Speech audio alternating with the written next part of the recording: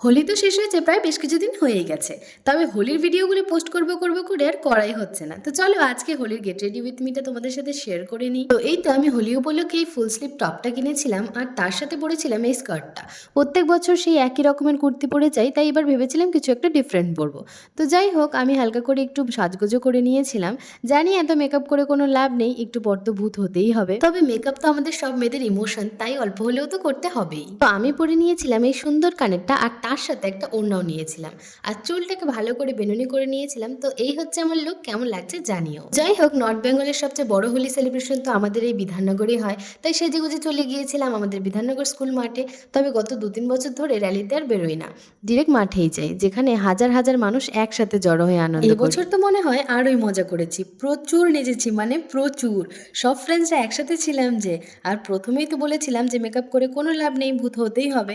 তো মাঠে এসে একটু দাঁড়াতেও পারলাম না, একটু ফটোও তুলতে পারলাম না, অমনি সবাই মিলে আমার এই অবস্থা করে দিল।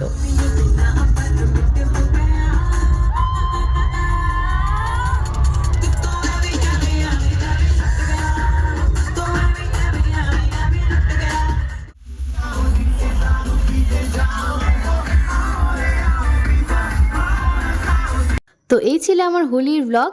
ভিডিওটা তোমাদের কেমন লাগলো আমাকে জানিও। আর তোমরা যারা এখনও আমাদের বিধাননগর হোলিতে আসোনি, তারা নেক্সট ইয়ার অবশ্যই চলে এসো। তো আজকের মতো টাটা, দেখা হচ্ছে খুব তাড়াতাড়ি।